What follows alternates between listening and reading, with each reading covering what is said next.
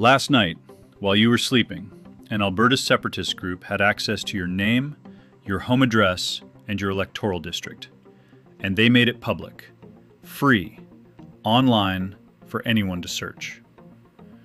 We're talking about 2.9 million Albertans, judges, police officers, domestic violence survivors, protected witnesses, all exposed in a public database.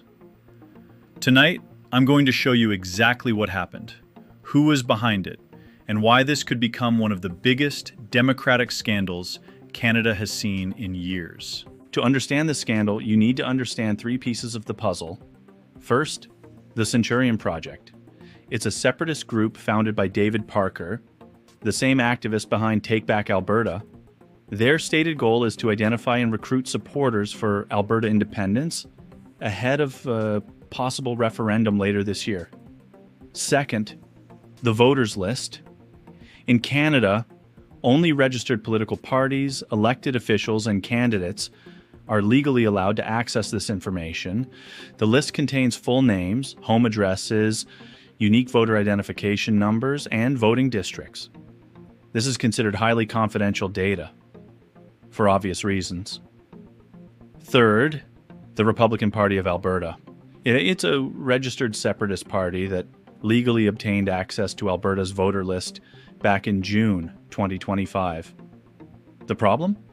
That data somehow ended up in the hands of the Centurion Project, a group with absolutely no legal right to access it, and it gets worse.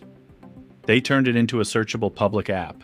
Anyone could open the website and look up the name and address of virtually anyone they wanted. The app worked almost like a chain network. A separatist volunteer would log in, search for people they knew in their neighborhood, and label them as likely supporters of Alberta independence. Those people would then be encouraged to identify 10 more people, and the network kept growing from there. But the most fascinating part of this story is how Elections Alberta proved the data was illegally obtained. Did you know that every voter list distributed in Canada contains fake names intentionally inserted into each district? It's basically an invisible watermark. If those fake names appear somewhere else, investigators immediately know which specific copy was leaked and who received it. And that's exactly what happened here. Elections Alberta compared the fake names found inside the Centurion database with the copy originally provided to the Republican Party of Alberta in 2025. They matched perfectly. Concrete proof. No ambiguity. On Wednesday night, Elections Alberta investigators, accompanied by police officers, personally attended the official launch event for the Centurion Project in Edmonton to notify the group that it was under investigation.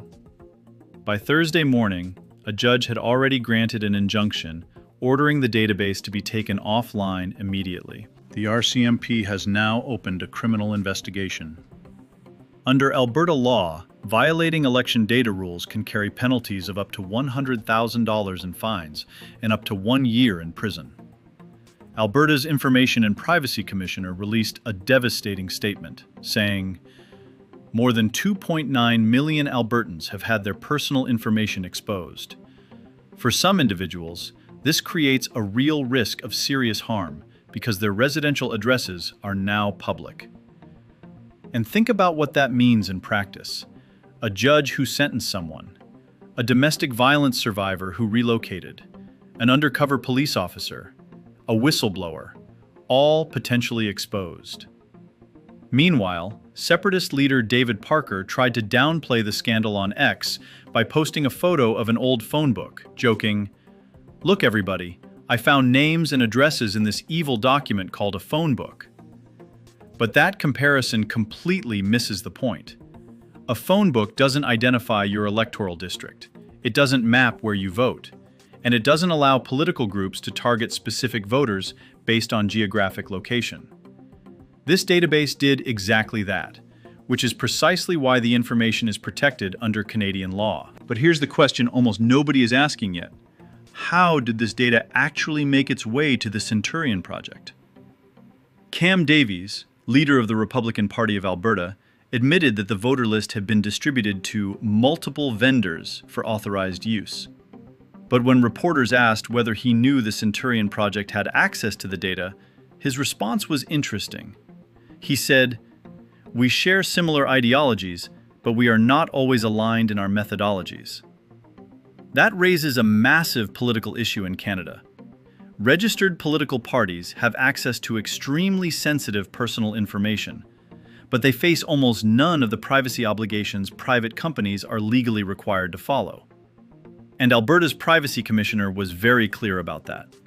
She warned there is a serious gap in Alberta's privacy laws when it comes to political parties. And according to her, it's time for that to change. The timing here matters too. Alberta could be heading toward a potential independence referendum within months. A separatist organization with access to a complete province-wide voter database, including exactly where people vote, is an incredibly powerful campaign tool, and potentially an illegal one. At this point, this story goes far beyond a privacy breach. This is becoming a question about the integrity of Canada's democratic process itself. The RCMP investigation is ongoing. The Republican Party of Alberta could potentially lose its official status. The Centurion Project says it plans to cooperate. But who's actually going to be held responsible for exposing the personal information of 2.9 million Canadians? Right now, we still don't know. What do you think? Was this negligence, or was it intentional? Let me know in the comments. And if you want to keep following this story, because this situation is moving fast, subscribe to the channel and turn on notifications. I'll be covering every major development as it happens. See you in the next one.